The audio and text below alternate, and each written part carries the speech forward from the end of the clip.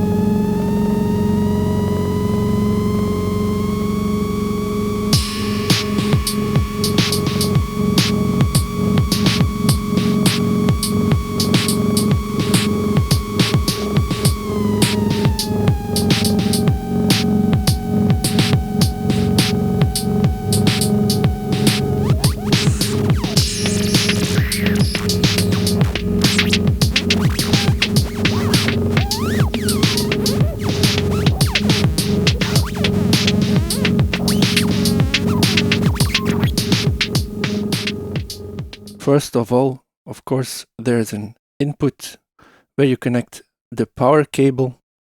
Supplied with the standalone unit comes a USB cable. It's actually a special booster cable that creates 9 volts from USB. And you can use this to power your standalone imaginary friend by plugging the USB side into either a power bank or just a brick or even your computer. This cable will not transfer data to or from your computer, by the way. For the Eurorack format, of course, there's just a ribbon cable supplied to power your module. So let's power this on.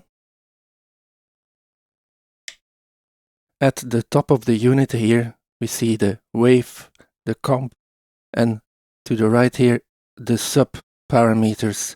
And this first and last one correspond to the signal we're going to get out of the wave output and the sub output. So these are essentially your audio outputs. These are mono, by the way. Let me connect the wave output to my interface.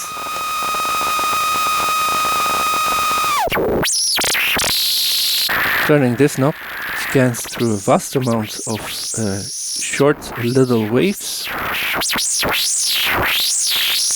And actually, this knob is really too small to really hear every little wave there's in there.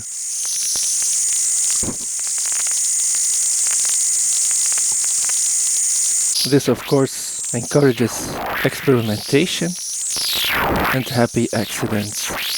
These little loops are cross-modulated by another set of loops, and we can scan through these with this knob labeled comp.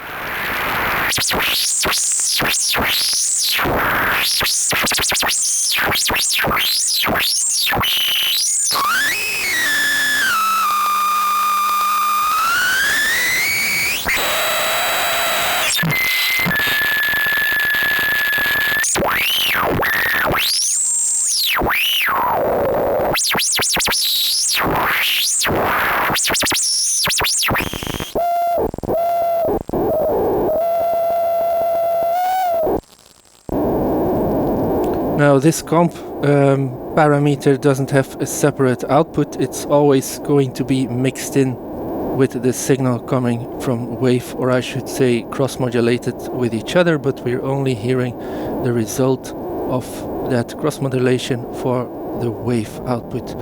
Now turning the sub knob changes the sound coming from the wave output a little bit too, because to some extent it's also used as a modulation source for whatever's happening here.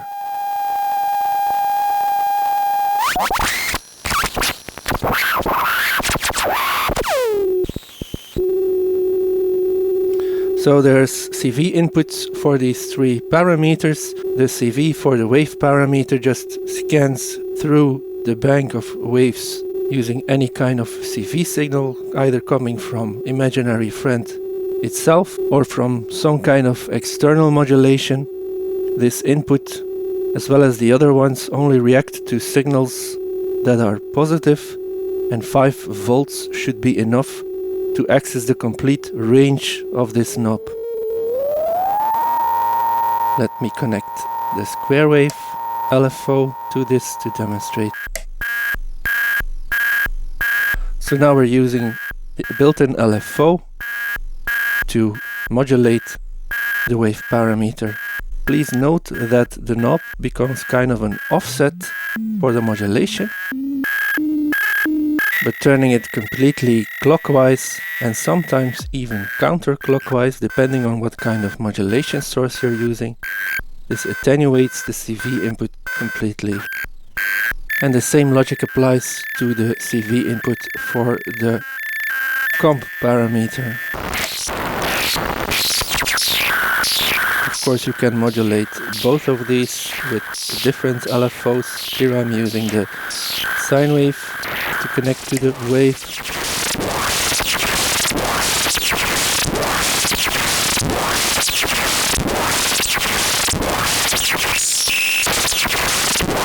Now let's listen to the sub output by itself.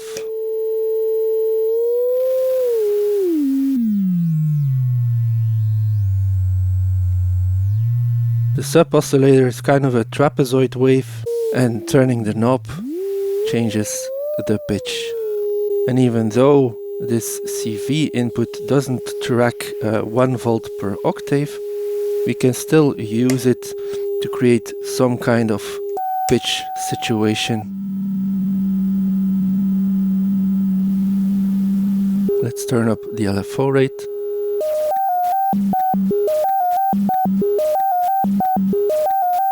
Now we don't have to choose which output we listen to, because we can use the mult and mix section here. By the way, this is a pre-production unit, so some labels are wrong or are changed in the production units. For example, this section here will be called mix mult or mult mix, one or the other. And this indicates that you can not only use this as kind of passive mult, like when you would be using these kind of stackable cables, but you can use it as a mixer as well. Let me demonstrate.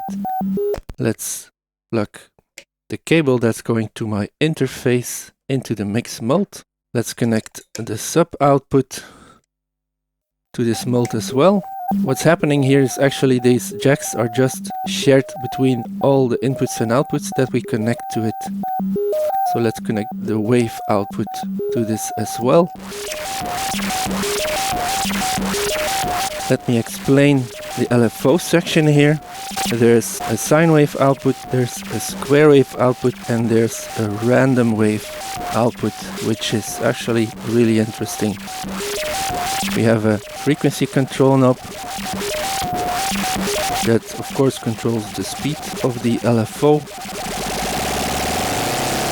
It can really go up high enough to use it as a VCO, and there's a patch doing that in a manual, by the way. Now this little switch over here, let me just briefly disconnect the wave output again. So this little switch over here, as you can notice now, the random output isn't completely random because it's always repeating. And we control this with this switch. When we flick it in the completely down position, it's just a stepped random with a frequency that we set with the frequency knob, and it just keeps going. But whenever you like something that you hear, you can loop it by flicking this switch. And again, this is a section that's labeled completely different on the production units, and it indicates that in the center position it's a loop of 16 steps, and in the top position it's a loop of 8 steps.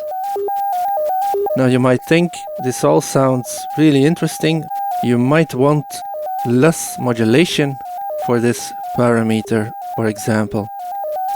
What you can do is use the attenuator section on Imaginary Friend to tone down your modulation or turn down the volume of audio, or use it to mix CV signals, because we have two inputs that are mixed together. We can attenuate this mix with this attenuator knob, and we can use the output to modulate everything else or anything we want, even stuff outside Imaginary Friend. So let's use attenuator 1 input. Let's go from the output, let's connect it to the CV input, and at the moment it sounds exactly the same as just before, but you'll see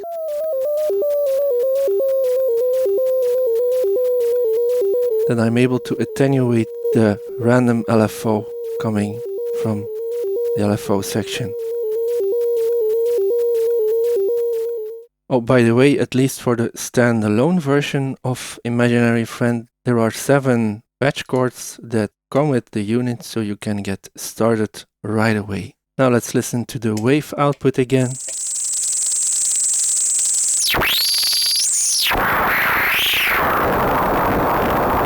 And by the way, you can use this mix section as a mult as well. Let me quickly demonstrate this. So I want to use the random wave to modulate the wave parameter and the comp parameter at the same time. So to make this work, we connect the output of the rand LFO or whatever modulation source that you want to use. You connect it to the mult mix, and you connect it through to the parameter that you want to control. And now I want the same LFO to control the comp parameter, and we just connect another cable to the mult, and we connect it to the parameter we want to modulate as well.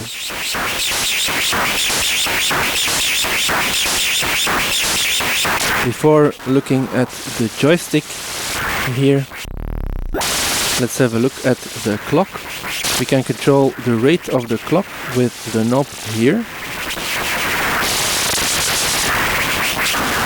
And the outputs at the bottom here are divisions of that clock. It's a divide by 2, 4, 8, 16, 32, 46. And we can use these outputs, which actually just produce kind of a gate pattern or a pulse wave, and they're 0 to 5 volts. By the way, the LFOs here are also all 0 to 5 volts. These are unipolar LFOs. And let's use one of the divider outputs on the bottom here to modulate the wave parameter.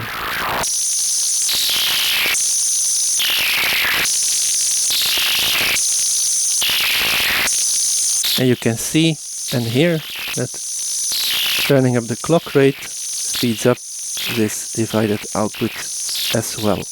Now these divider outputs are really interesting because it creates really cool and interesting sounds if you patch them up to different parameters.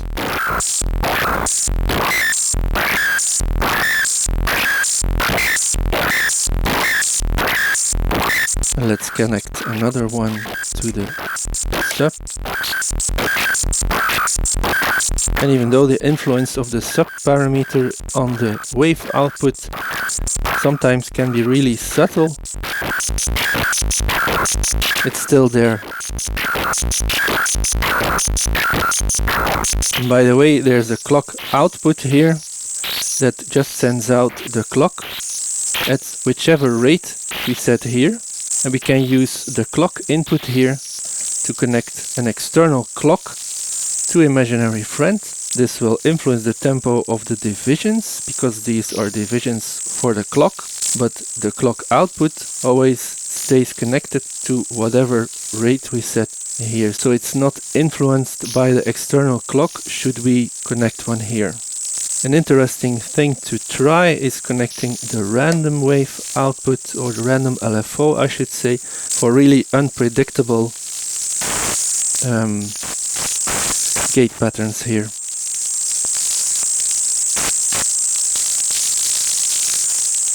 Let's connect a few.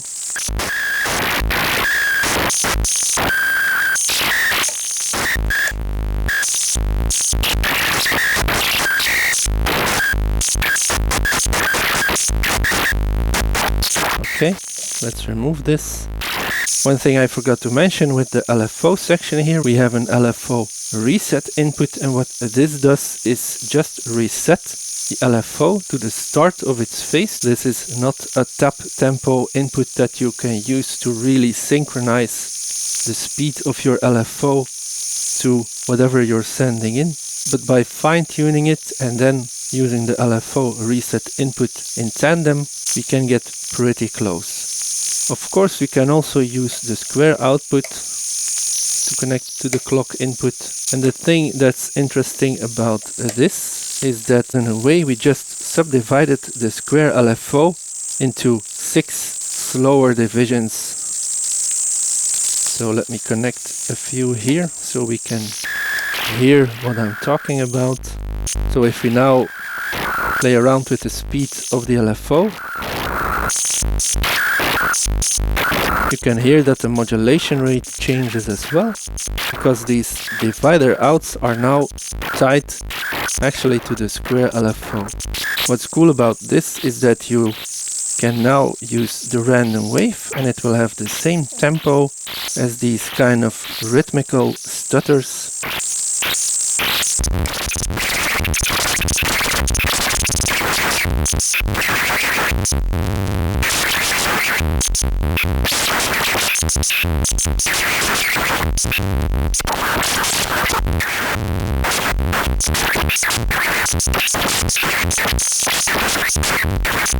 Let's now have a look at the joystick. The joystick sends out 0 to 5 volts depending on the position from the joystick CVX and the joystick CVY output. In the center position it always sends out 2.5 volts. Let's connect one of these outputs to the wave parameter.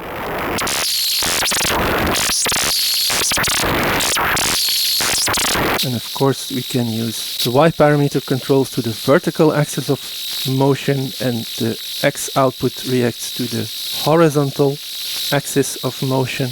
But what might be counterintuitive is that the Y output, meaning the vertical output, sends out +5 volt when we move the joystick down and sends out 0 volt when we move the joystick in the up position.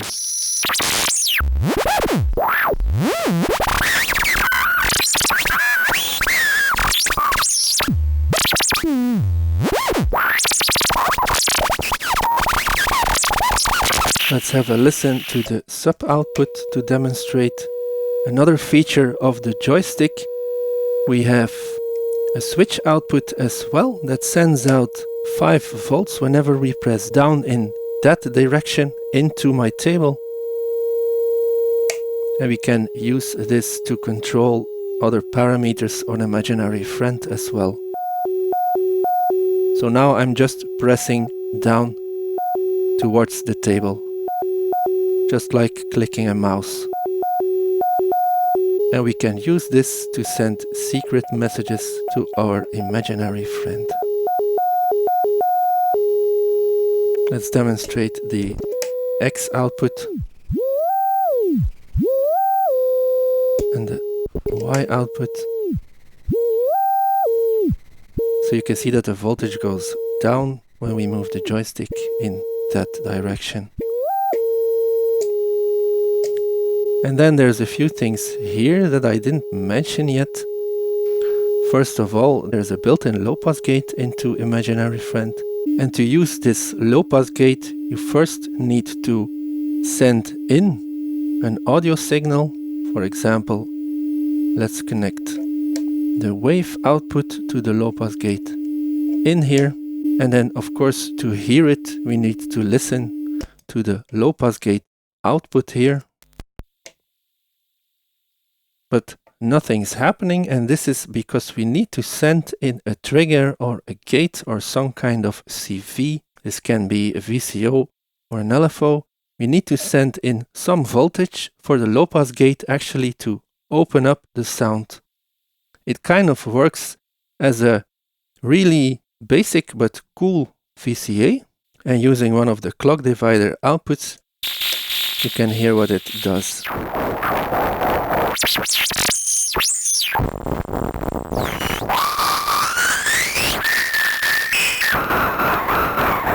But you can also use an LFO.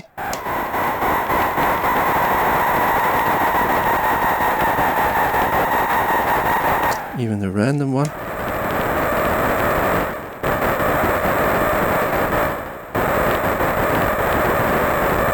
So we can use the low-pass gate to create all sorts of rhythmic madness.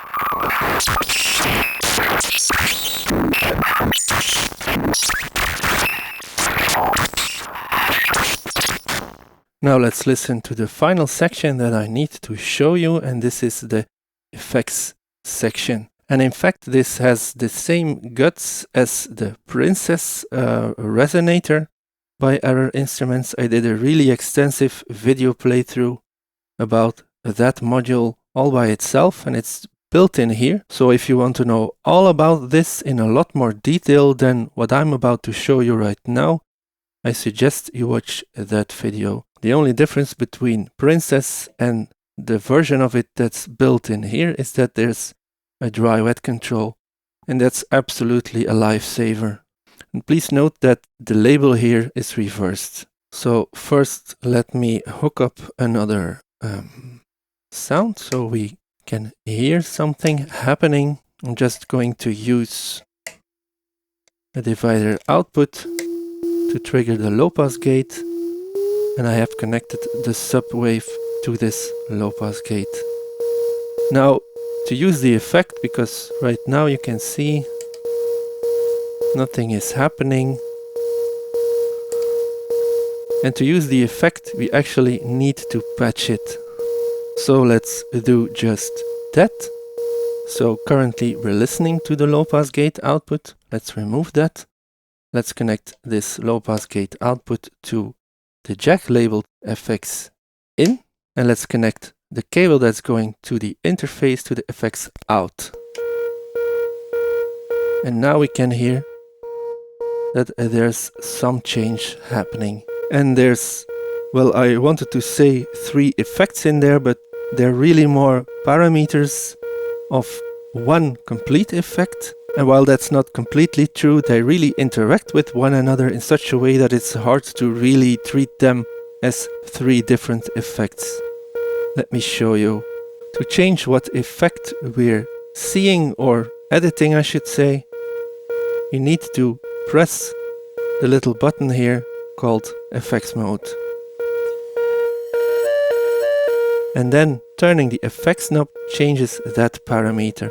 Please note that whenever you skip to the next effect or parameter with this knob, the knob labeled effects needs to catch up with its previous setting for that parameter, so it's best to turn it completely clockwise and counterclockwise so it can actually catch up and you can actually change the parameter. So this first parameter controls the feedback of the effect. The second parameter, and you'll notice there's a short silence when you're switching between the parameters. That's normal operation. With the second parameter, I don't know if you noticed, but when switching to the second one, the LED blinked 2 times. This is to indicate what effect you're on or what parameter. So what the second parameter does is change the delay time, and in a sense it sets the length at which the feedback that we set in the first parameter will happen. And we can even use this without connecting anything to the effect input. So there's nothing patched into the effect and still it's producing sound. And this is just by using feedback. Let's connect the sound again. Let's go to the first parameter, which is feedback. And you can hear that at a certain setting it's right on the edge of starting to oscillate. And essentially this acts like a resonator.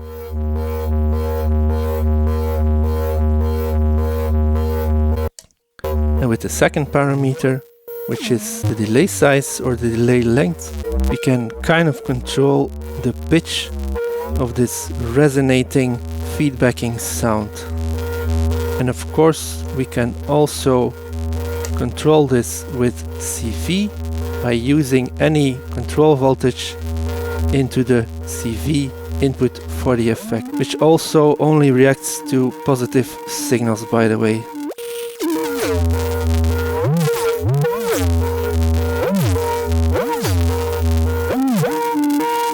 So we can do things like this.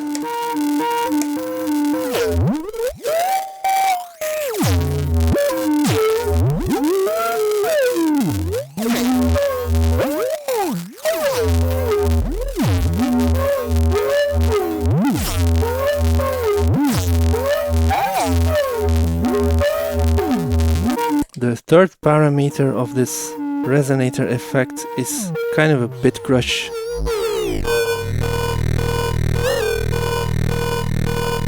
Let's turn down the feedback so we can listen to the bit crusher by itself.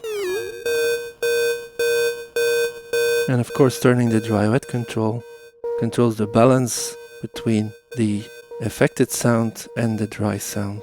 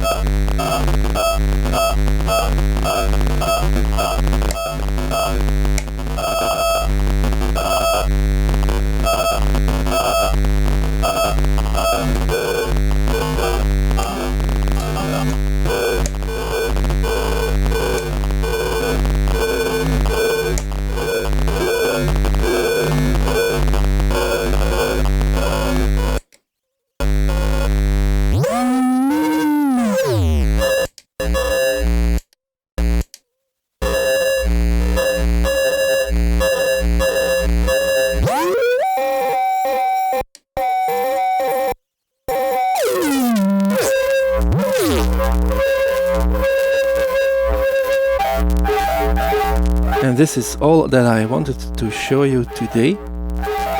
If you liked the video, please share it with someone who is interested in these kind of weird instruments. By the way, the build quality of Imaginary Friend is on par with other things that we've been seeing from other instruments.